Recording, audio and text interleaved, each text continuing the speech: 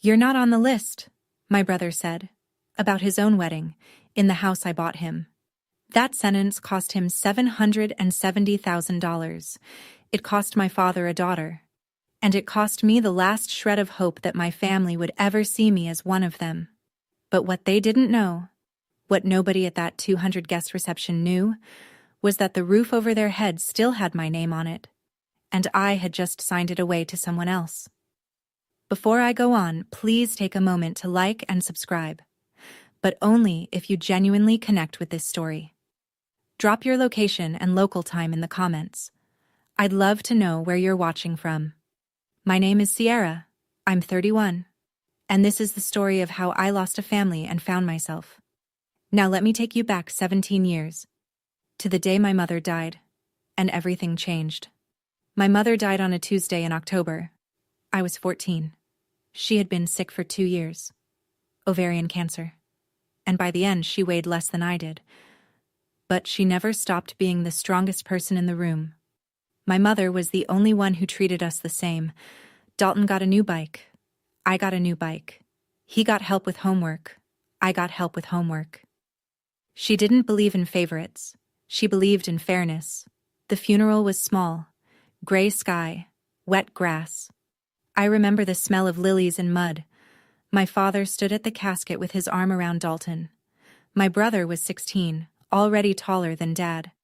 Gerald, that's my father, pulled Dalton close and said, loud enough for everyone to hear, "You're the man of the house now, son." I stood 3 feet away. Nobody said anything to me, except one person. Patricia Callahan. Patty. My mother's best friend since college.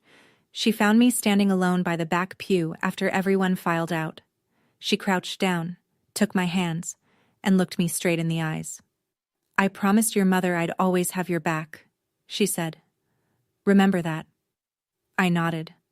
I didn't understand what she meant. Not really.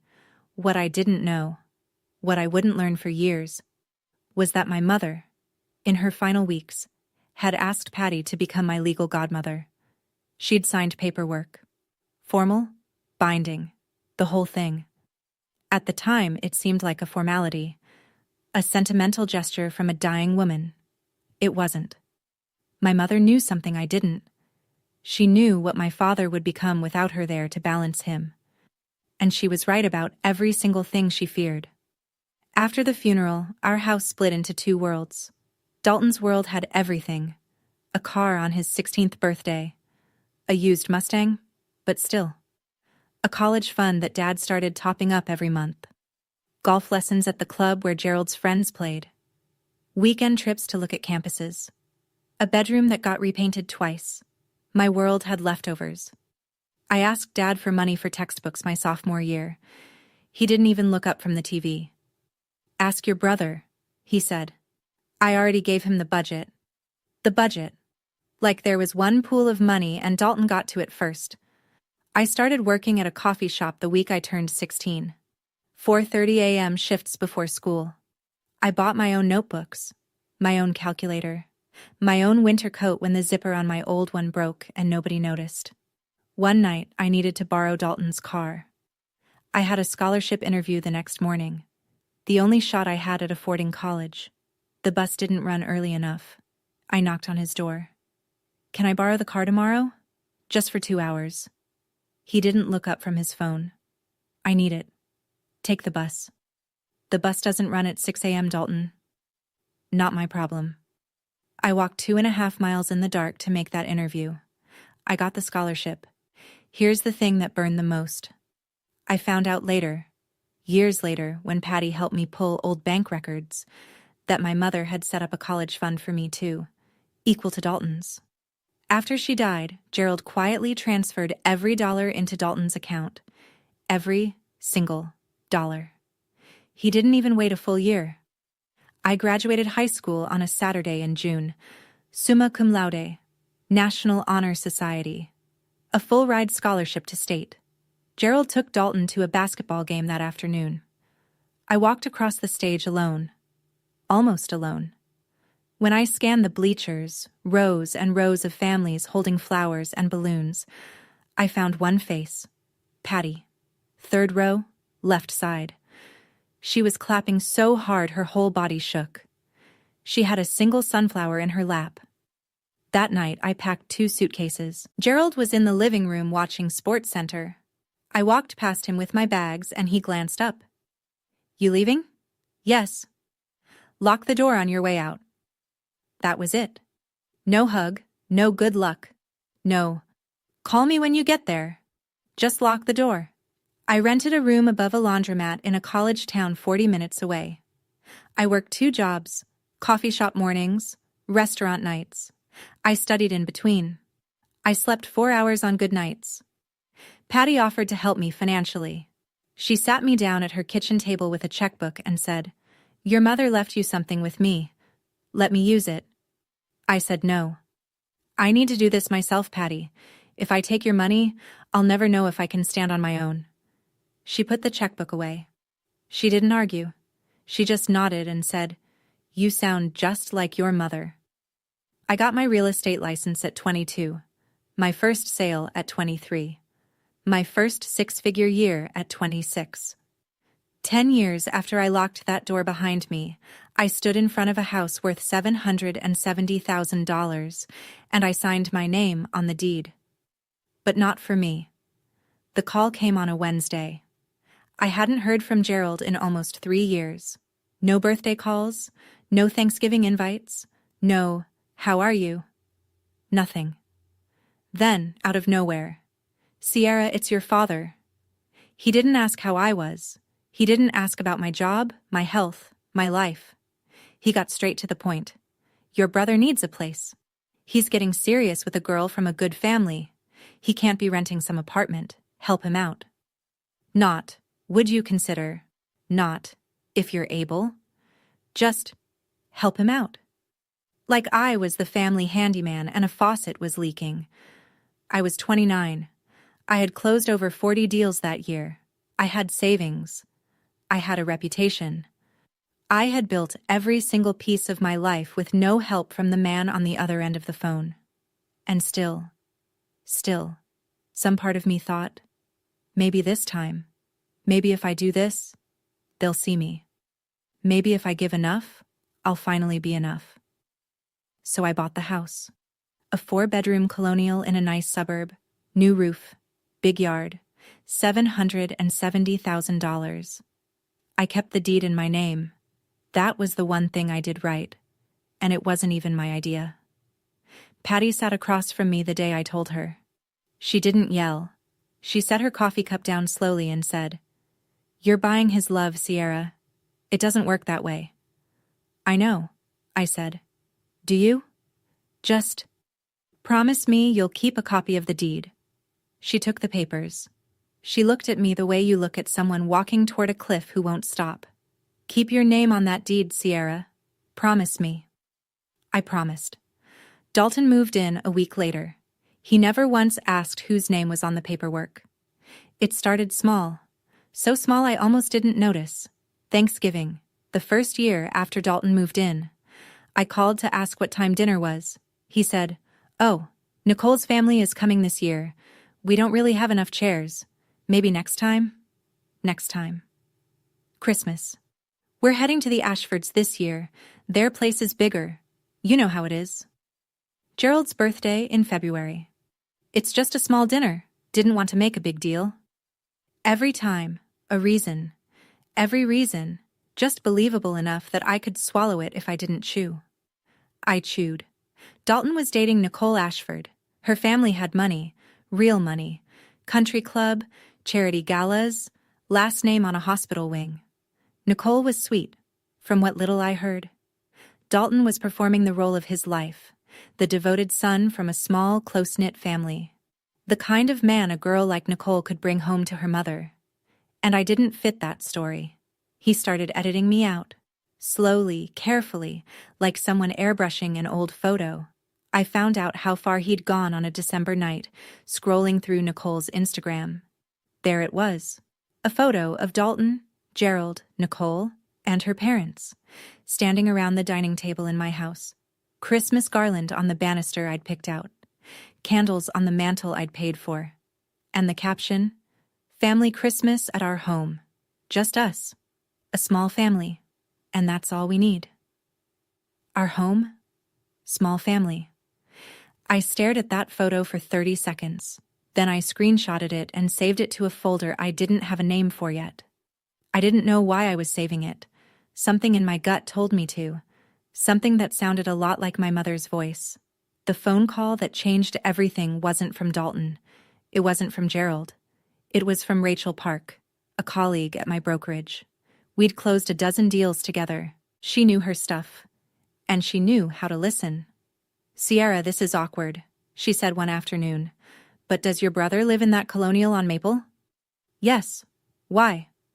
"Because someone fitting his description came into a consultation with Jim Bowden's firm last week, asking about adverse possession."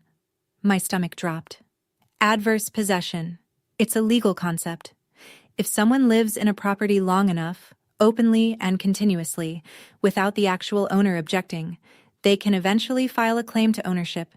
It takes years. It varies by state. But Dalton was asking. He was looking for a way to take my house from me. Legally. I called Patty that night. She confirmed what I already feared.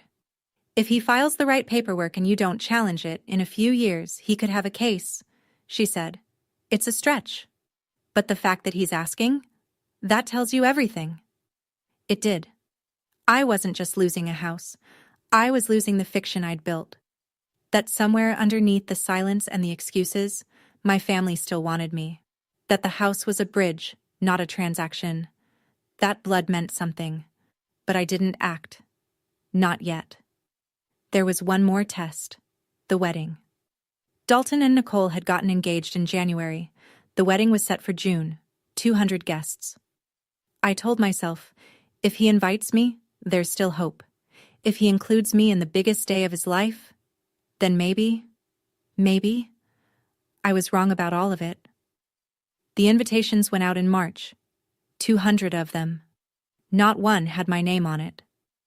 I found out from Karen Webb, my oldest friend. We'd known each other since middle school. She was one of the few people who knew both sides of my family's story, and she never let me pretend it was fine when it wasn't. She called on a Thursday afternoon. Cheerful, clueless. "Hey, I got the invite. So are you doing a speech or anything? Maid of honor?" The silence lasted 6 seconds. She figured it out before I said a word. "Sierra, you got an invite, right?" "No." "You're kidding." "I'm not." She texted me a photo of the invitation. Thick cream cardstock. Gold embossing. Dalton Andrew Mercer and Nicole Elizabeth Ashford. June 15th. 200 guests. Reception to follow at the couple's home.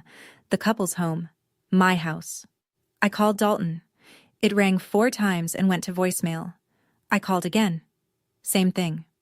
I texted, "Dalton, I saw the invite. Am I coming?" 3 hours. 3 hours of staring at my phone like it owed me something. Then the reply. "Sierra, we talked about this. The guest list is tight. Nicole's family takes priority. Don't make this about you. We talked about this. We never talked about this. We never talked about anything because he stopped answering my calls 2 years ago." I typed back the only thing that mattered. "The wedding is at my house, Dalton." The read receipt popped up immediately. Then, "It's been my house for 2 years. Everyone knows that." I read that sentence 3 times. Each time, a different part of me broke. The first read broke the sister. The second broke the peacemaker. The third broke the last person in me who still believed giving was enough. I set the phone down, and I started thinking clearly for the first time in years. I called Gerald the next morning. He picked up on the second ring, which told me he'd been expecting it. "Dad, did you know I'm not invited?" "Your brother's wedding. His rules." "It's my house, Dad. You gave it to him. That's done." "I didn't give it. I let him live there." "Same thing." "It's not the same thing." A pause. I could hear the TV in the background. He hadn't even muted it. "Sierra, don't start. You always do this." "Do what, Dad?" "Make everything a drama. Just let your brother be happy for once." For once. As if Dalton had ever been denied a single thing in his life. as if happiness was a pie and there was only one slice and it had Dalton's name on it. "What about me?" I said. The silence stretched long enough for me to hear the play-by-play of whatever game he was watching. Then, quietly, almost gently, which made it worse. "You'll be fine. You always are." He hung up. I sat on my kitchen floor for a long time after that, not crying, just sitting, holding the phone in my lap like a dead thing. "You'll be fine. You always are." He said it like it was a compliment. Like my ability to survive everything they threw at me was a feature, not a scar. Like the fact that I always landed on my feet meant it was okay to keep pushing me off the ledge. That sentence, 6 words, was the cruelest thing my father ever said to me. Not because it was angry, because it was calm, because he believed it, because in his mind it was permission. Permission to never show up for me again. And he never did. I did something I'm not proud of. I wrote Dalton a long message. Not angry, not begging, just honest. I told him everything. Every holiday I missed, every call he didn't return, every time I made an excuse for him because the truth was too heavy. I told him about the college fund Dad took from me. I told him I bought that house because I thought it would bring us closer. I asked him one question. "Do you actually want me out of your life, or have you just been too comfortable to notice I'm still here?" He read it. The little checkmark turned blue. He didn't reply. 2 days later, my phone buzzed. A number I didn't recognize. "Hi, Sierra, this is Nicole." My chest tightened. "Dalton told me you've been pressuring him about the wedding. I understand you feel left out, but this is our day. Please respect our wishes." Then, a second message. "We appreciate the house, but don't use it as leverage." I read that twice. Don't use it as leverage. Dalton hadn't just excluded me, he'd built a story. In his version, I was the difficult sister. The one who couldn't let go. The one who dangled money to control people. He'd flipped it. Turned me from the person who gave everything into the person who used everything, and Nicole believed him. Why wouldn't she? She'd never met me. She didn't even know I existed until I became a problem. I put my phone on the counter. I stared at the ceiling. I didn't cry. For the first time in my life, I didn't cry. Something shifted behind my ribs. Not anger, not sadness. Something colder, quieter. Something that felt like the lock clicking shut on a door I'd been holding open for 17 years. I opened my laptop. I looked up Russell Tate's phone number. Patty didn't say, "I told you so." I called her at 9 that night. I told her everything. The invitation, the texts, Gerald's 6 words, Nicole's message. I told her what Dalton had been telling people. I told her about the adverse possession inquiry. I said the thing I'd been afraid to say out loud. "I think I've been a fool, Patty." She was quiet for a moment. Then, "You weren't a fool. You were a daughter who loved her family. That's not weakness, Sierra. That's who your mother raised." I pressed my fist against my mouth to keep steady. "The deed," she said. "It's still in your name?" "Yes." "Good. That's the only thing that matters right now." The next morning, I sat across from Russell Tate in his downtown office. He was Patty's former colleague, mid-50s, reading glasses on a chain, the kind of lawyer who speaks like he's billing by the syllable but means everyone. He reviewed the documents for 20 minutes. Deed, property records, tax filings, all in my name. No lease agreement with Dalton. No rental contract. No written permission of any kind. Russell looked up. "Who's been paying the property taxes?" "I have, every year." "Mortgage?" "Paid in full at closing. It's mine, free and clear." He took off his glasses. "Ms. Mercer, your brother has no legal claim to this property. No lease, no contract, no equitable interest. Legally, he's a guest in your house, nothing more." A guest. Dalton had been living in a $700,000 home, throwing Christmas parties and planning his wedding there, telling everyone it was his. And legally, he was a guest. I asked Russell one question. "If I sell it, can he stop me?" "No." That word sat in the room like a stone dropped into still water. Karen called me 2 days later with something that knocked the wind out of me. "I need to tell you something," she said. "I was at the engagement party last month, the one at the Ashfords Club. I hadn't been invited to that either, obviously. Dalton gave a toast. He thanked Gerald, called him my only family. And when Nicole's uncle asked if he had siblings, Karen paused. He said, 'Just me, only child.' I closed my eyes. 'Sierra, are you there?' 'I'm here.' That night, I did something I hadn't done before.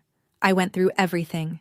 Nicole's social media, Dalton's, every photo, every tag, every comment from the past 2 years. Nicole's feed. Vacations with Dalton, dinners with Gerald, holidays at the house. Not a single photo of me, not one mention. Dalton's feed. He'd gone back and deleted, or cropped, every old family photo that included me. Birthday parties, Thanksgivings, even our mother's memorial service. In every image, I was simply gone, like I'd been cut out with scissors. Then I found the post that made my hands shake. Nicole, 6 months ago. A photo of Gerald at the dining table laughing, wine glass raised. The caption, "So grateful for Dalton's dad Gerald, the sweetest father-in-law. Just us, a small family, and that's all we need." But the post that shattered me was older. Dalton, responding to a comment under a photo of the house. Someone had written, "Beautiful place. How'd you swing it?" And Dalton replied, "Dad helped us out. Family takes care of family." Dad helped us out. He credited Gerald for my house, and Gerald let him. I screenshotted everything, saved it all, closed my laptop. He didn't just cut me out. He rewrote the story. And in his version, I never existed. I sat in my apartment for a long time that night. The lights were off. Just the glow of the street lamp through the window, and a framed photo of my mother on the shelf by the door. She was 31 in that photo, my age now, holding me as a baby, smiling like the world made sense. I thought about what she would say if she could see this. All of it. The house, the silence, the cropped photos, the lies. And I heard her voice. Not literally, but the way you hear someone you've loved so deeply that their words live inside your bones. "Don't let anyone tell you you're not worthy." I picked up the phone. I called Russell. "List the house." A pause. "You're sure?" "Once it's done, it's done." "I'm sure." It took 3 weeks. Russell found a buyer, a young family relocating from out of state. They loved the house. They offered full asking price, no contingencies. Clean deal. Closing date, June 14th. 1 day before the wedding. I signed the papers in Russell's office on a Tuesday afternoon. The house changed hands at 4:17 p.m.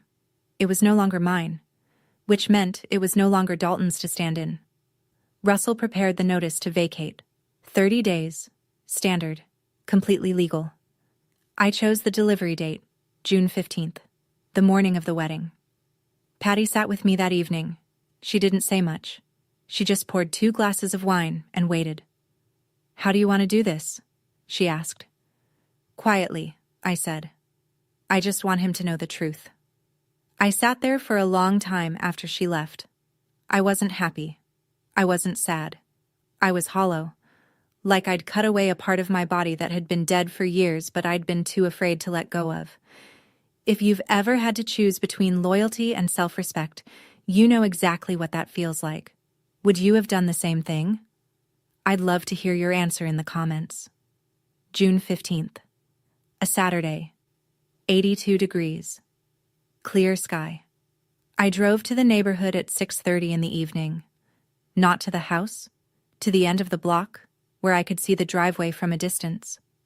I parked under an oak tree and turned off the engine. The house looked beautiful. I'll give them that. White lights strung along the fence, lanterns lining the walkway, cars packed the street. BMWs, a couple of Mercedes, a black Escalade I figured belonged to Margaret Ashford. Through the open windows I could hear jazz, laughter, glasses clinking. 200 people, celebrating in a house they thought belonged to the groom. My phone rang. Karen. I'm inside, she whispered. Sierra, it's gorgeous. The flowers, the food? There's a string quartet on the patio. How is he? Glowing. He's in a gray suit. Nicole looks stunning. They just did the first dance. A pause. Sierra, I'm so sorry you're not here. It's okay, I said, which was a lie, but some lies are just kindness you give yourself. Then Karen said the thing that sealed it. He just gave his speech, thanked Gerald for, I'm quoting, giving me everything, including this beautiful home. Gerald stood up and took a bow. People clapped. I gripped the steering wheel. And Sierra, he said he wishes his mom could be here. He said, she's the only one missing tonight. The only one missing. I was 200 yards away, sitting in a parked car on a public street, listening to my brother erase me in real time from a stage built inside a house I paid for. And according to him, the only empty chair at that wedding belonged to a woman who died 17 years ago. I wasn't missing. I was removed. And now it was time to remove myself from the equation entirely. I called Russell at 8:41 p.m. Send it. You're certain? Yes. Russell sent two things simultaneously. First, the formal notice to vacate, delivered to the property address via courier service with signature confirmation. 30 days, standard, legal. Second, one email. To Dalton, Gerald, and Nicole. All three. One message. I had written it the night before, revised it 4 times. Every version got shorter. The final draft was 6 lines. The property at 114 Maplecrest Drive has been sold. The transaction closed on June 14th. You have 30 days to vacate. Enclosed are 1. A copy of the deed in my name. 2. The signed sale agreement. And 3. The formal notice to vacate. I wish you both a happy marriage. Sierra. No exclamation marks. No accusations. No emotion. Just facts, documents, and a deadline. I attached 3 PDFs. The deed. My name. Clear as daylight. The sale contract. Buyer. Price. Closing date. Done. And the 30-day notice. Typed on Russell's firm letterhead. Every box checked. Every line lawful. I pressed send at 8:47 p.m. The jazz was still playing. I could hear it faintly through the open windows 200 yards away. Someone laughed. A big, generous champagne laugh. The kind of laugh people do at weddings when they believe everything is perfect. I turned my key in the ignition. I drove home. I didn't check my phone. I didn't call Karen. I didn't call Patty. I didn't look in the rearview mirror. I walked into my apartment. I washed my face. I brushed my teeth. And I got into bed and slept. Deeply, completely, without dreaming. For the first time in months. Whatever was happening inside that house now, it was no longer my house. And it was no longer my problem. Karen called at 9 the next morning. I made coffee first. Then I answered. Sierra. Oh my God. Tell me. She told me.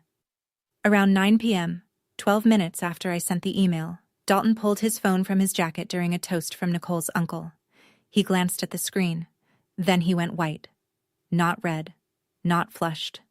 White. Like the blood left his face all at once. He excused himself. Found Gerald near the bar. Karen was close enough to hear Gerald say, "What do you mean, sold?" Then Dalton hissed something she couldn't catch, and Gerald's jaw tightened like a wire pulled taut. They moved to the hallway. The argument was quiet, controlled, the way men argue when they're surrounded by people they need to impress.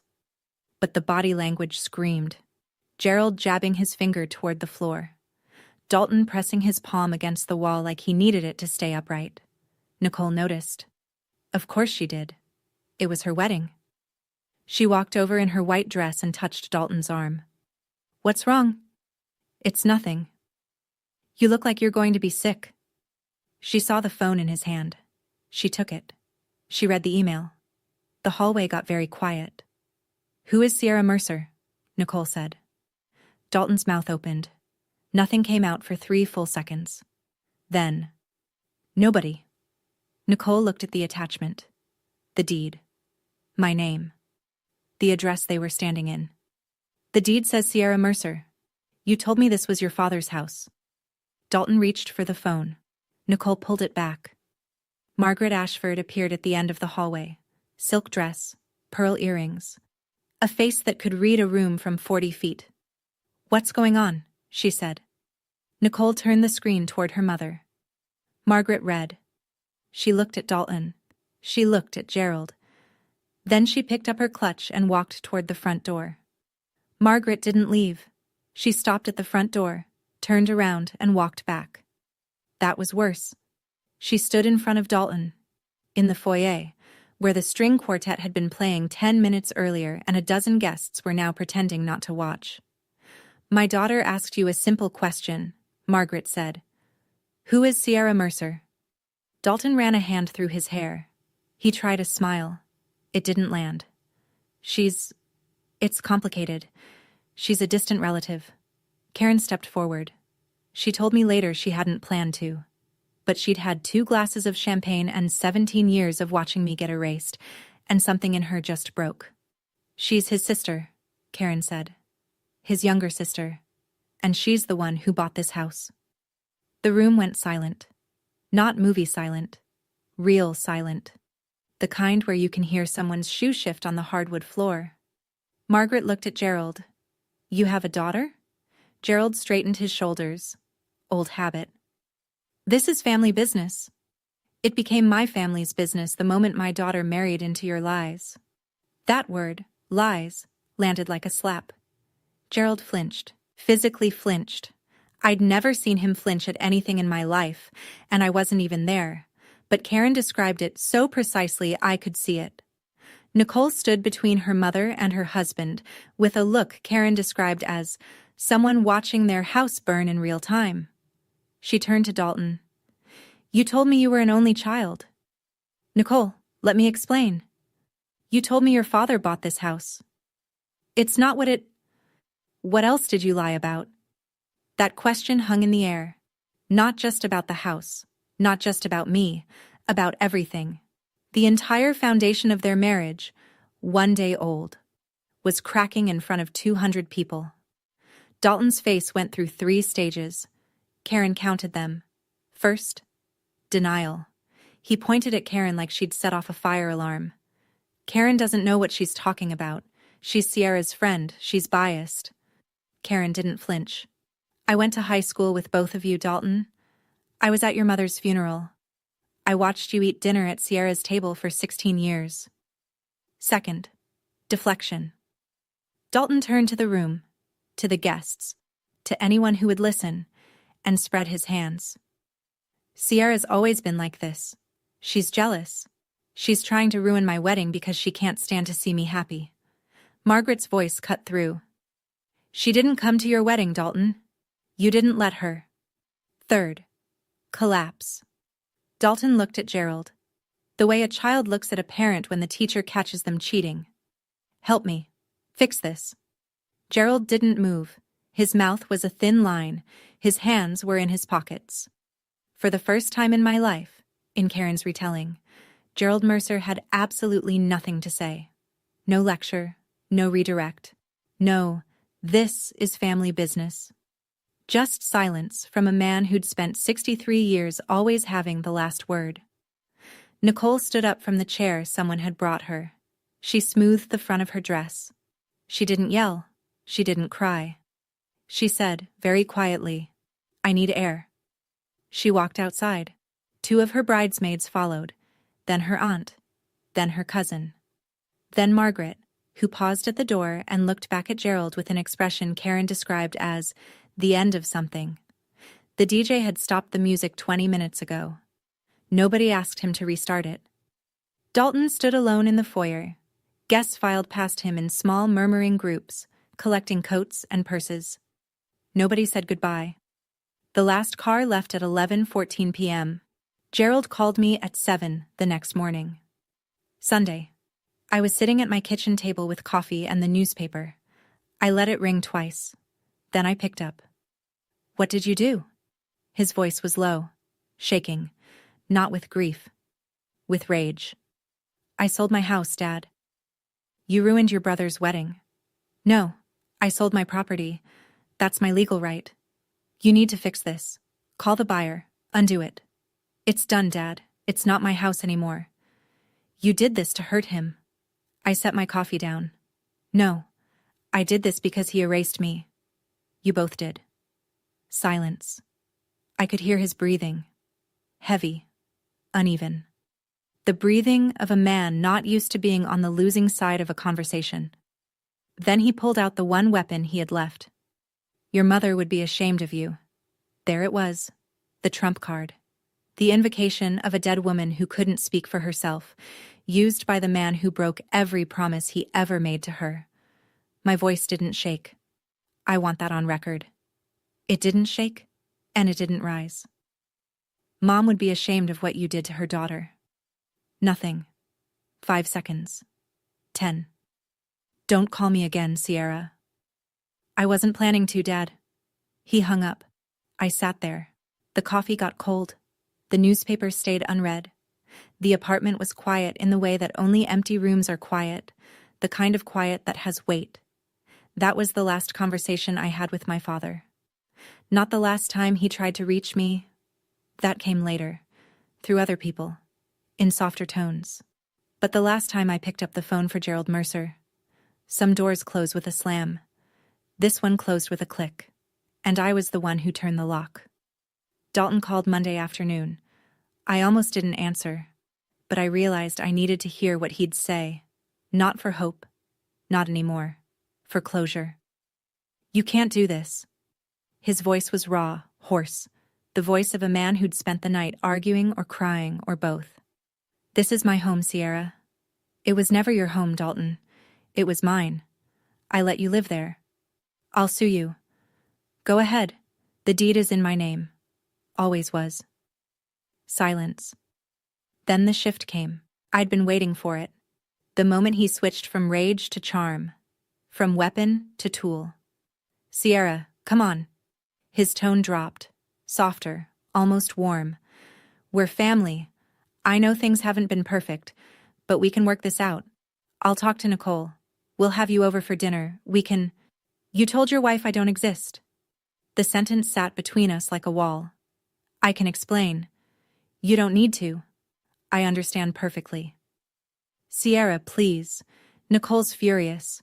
Her mom won't return my calls. If you could just... Just what? Fix it for you? Like I've always done? He didn't answer. You have 30 days. That's the law. I suggest you use them.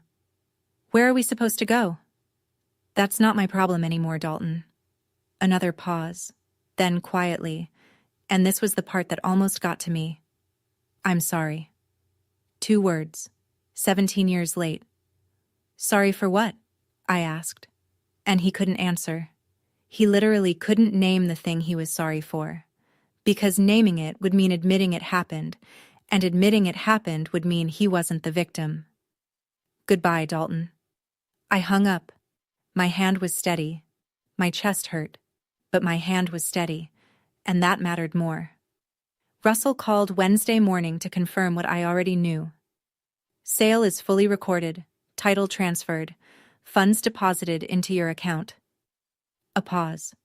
It's done, Sierra. Clean and legal. Clean and legal. 3 words that somehow felt heavier than the $770,000 sitting in my bank account. Dalton hired a lawyer. Of course he did. Gerald probably paid for it. But it didn't matter. Russell told me later, secondhand, through a colleague, that Dalton's attorney reviewed the documents for about 15 minutes before delivering the verdict. You don't have a case. She owned the property. There was no lease, no rental agreement, no written arrangement of any kind. You have no legal standing. Dalton had lived in my house for 2 years, decorated it, hosted holidays in it, planned his wedding in it, told 200 people it was his, and legally, he had nothing. Not a single piece of paper with his name on it. Because he never thought to ask. Because it never occurred to him that the sister he'd erased might one day need proof that she existed. He had 30 days to move out. Him and Nicole. Newlyweds. Packing boxes. Nicole didn't file for divorce. I was glad about that. Not for Dalton's sake, but because I didn't want to be the grenade that destroyed a marriage. What I wanted was the truth on the table. What happened after that was between them. But Nicole had conditions. Karen heard it through the grapevine. Couples therapy, full financial transparency, and a conversation with me. The last one was up to me. Nicole reached out through Karen. "Tell her I appreciate the offer," I said. "But not yet. Maybe not ever. That's my choice." It was the first time in my life I'd made a decision about my family without wondering if they'd approve. It felt like breathing after holding my breath for 17 years. Here's the thing about 200 witnesses. You can't put the truth back in the bottle. Within a week, the story had traveled through every circle Dalton and Gerald had spent years carefully curating. The country club, the neighborhood, Gerald's golf foursome, Nicole's sorority sisters, Dalton's co-workers. The version varied depending on who told it, but the bones were always the same. The groom's sister bought him a house, got erased from the family, and sold the house on the wedding day. Every retelling ended the same way: a low whistle or a slow shake of the head. Margaret Ashford told her book club. Karen confirmed this. Margaret's exact words. Reportedly, "If he lied about having a sister, what else is he hiding?" That sentence traveled through the Ashford social circle like a brush fire. By the end of the month, Dalton had gone from great catch to the one Margaret's daughter should have vetted. Gerald took it hardest in public. His golf friends, men he'd known for decades, started asking questions he couldn't answer. One of them, a retired judge named Walter, said it to his face over lunch. "You froze out your own daughter, Jerry? The one who bought the boy his house?" Gerald left the restaurant before the check came. Karen heard that story third hand. But I believe it, because Gerald's entire identity was built on being a respectable man, a good father, a provider. And now the people he respected most were looking at him and seeing someone else. Dalton and Nicole moved into a 2-bedroom apartment across town. No yard, no string lights, no patio for a string quartet. The house on Maple Crest Drive, my house once, now belonged to the Brennan family. Young couple, 2 kids. They repainted the front door red. I drove by once. Just once. The red looked nice. Patty told me about it a week later. She'd asked Gerald to meet her at a coffee shop downtown. Public place. Neutral ground. He came, which surprised her. He looked older, Patty said. Like 10 years had hit him in 10 days. She didn't ease into it. Patty never did. "Linda asked me to watch over Sierra. You know why? Because she knew you wouldn't." Gerald's hand tightened around his coffee cup. "Don't bring Linda into this. Linda is in this. She was always in this. She saw what you were doing before she died. She told me." "She told you what?" "That you'd already picked Dalton. That you'd already decided Sierra was second. She made me promise. Not just to watch over that girl, but to be ready. Because she knew." Gerald stared at the table. Patty said his jaw was working, the muscles moving like he was chewing words he couldn't swallow. "She didn't ask me to be Sierra's godmother because of tradition, Gerald. She asked me because she was afraid of what you'd do to that girl when she wasn't there to protect her." She paused. And she was right. Gerald stood up. He didn't push the chair back, he just rose, like a man leaving a church pew. He put a 20 on the table. He walked out without turning around. Patty called me that evening. Her voice was steady but soft, the way it gets when she's been carrying something heavy and finally sets it down. "I said what your mother would have said. The rest is up to him." I held the phone against my ear for a long time after we hung up. My mother had been dead for 17 years, and she was still protecting me. Some people leave instructions. My mother left a shield. People always ask about the money. $770,000 is a lot of money. They want to know if I kept it, if I spent it, if it felt like winning. It didn't feel like winning. It felt like a refund. I paid off my remaining student loans. The ones I'd taken out because my college fund was drained before I ever saw $1 of it. That felt right. That felt like closing a circle. Then I sat down with Patty and Russell and we built something. The Linda Mercer Foundation, a scholarship fund for young women who lost their mothers early and were trying to make it on their own. Not just college tuition, but licensing fees, certification costs, first-month rent deposits. The practical things that nobody thinks about when they say, just work hard and you'll be fine. I didn't name it after myself. I named it after the woman who saw 17 years into the future and made a plan to protect a daughter she wouldn't live to raise. Patty handled the legal setup. Russell did the paperwork. I funded it with 1/3 of the sale proceeds. Not a press release, not a gala, not a social media post. Just a form, a bank account, and a mission. With what remained, I bought a house. A small one, 2 bedrooms, a porch, a kitchen window that faces east so the morning light comes in while I drink my coffee. The deed is in my name. Only my name. The day I moved in, I unpacked one box before anything else. Inside was the framed photo of my mother. The one where she's 31, holding me, smiling. I set it on the shelf by the front door. So she's the first thing I see when I come home. This time, I said to the empty room, I bought a house for myself. 3 months passed. Dalton and Nicole stayed together. I heard through Karen that Nicole had laid down her terms, therapy every week, no exceptions, full financial disclosure, every account, every debt, every dollar. And an honest conversation about his family. All of it. No edits. Dalton agreed. Whether he followed through or not wasn't my concern anymore. He sent me a letter, handwritten, which surprised me. 2 pages. The handwriting was messy. The kind that comes from writing fast because you're afraid you'll lose your nerve.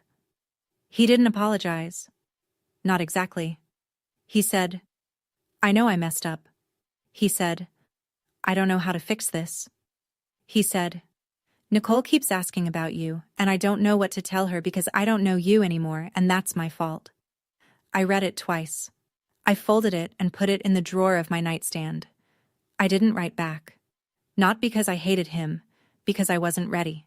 And for the first time in my life, I let not ready be a complete sentence. Gerald didn't reach out. No letter, no call, no message through anyone. Just silence. The same silence he'd given me my whole life. Except now it was the only language he had left. I didn't wait for him. I was done waiting. Thursday nights became my anchor. Patty and I had dinner every week. Her place. My place. The Italian spot on Elm where the owner knew our orders by heart. Sometimes Karen joined. Sometimes Russell came with his wife. We'd eat. We'd talk. We'd laugh about things that had nothing to do with Dalton or Gerald or the house on Maple Crest. This was my family now. Not the one I was born into. The one I built. And no one at that table ever made me prove I deserved a chair. I'm standing on my porch as I finish telling you this. It's a small porch. Just big enough for 2 chairs and a planter I keep forgetting to water. The house behind me is nothing special. But the deed is in my name. The mortgage is paid, and nobody inside it has ever told me I don't belong. I used to think family meant sacrifice, that if I gave enough money, enough patience, enough silence, the people who shared my blood would eventually see me. I was wrong. Not about the giving, about who I was giving to. I didn't sell that house out of anger. I sold it because I finally believed that I was worth more than a guest room in my own life, that I deserved a seat at the table. Not because I bought the table, but because I'm a person who matters. If you're in a family where you're always the one giving and never the one receiving, where your love is treated like a subscription they can cancel whenever it's inconvenient, you don't need their permission to stop. You don't need them to agree that you've been hurt before you're allowed to heal. A boundary isn't a wall. It's a door, and you decide who walks through it. I don't know what happens next with Dalton. Maybe one day I'll be ready to sit across from him and listen. Maybe I won't. That's allowed. I don't know about Gerald. I've stopped trying to predict a man who never learned how to see me. Maybe Patty's words planted something. Maybe they didn't. That's his work to do, not mine. What I know is this. I'm 31. I have a home that's mine. I have people who chose me. I have my mother's name on a foundation that helps girls who remind me of who I was at 18. Alone. Broke. But not broken. If you've ever had to choose between keeping a family and keeping yourself, I want to hear your story. Tell me in the comments. I'll be reading. Thank you for staying with me through this whole story. If it touched something in you, hit that like button and subscribe. Not because I asked, but because maybe someone you know needs to hear this too. Share it with them. And if you're ready for another story about standing your ground and finding where you truly belong, there's a link in the description waiting for you. I'll meet you there. Take care of yourselves. And remember, you were never too much. They were just offering too little. I'll see you in the next one.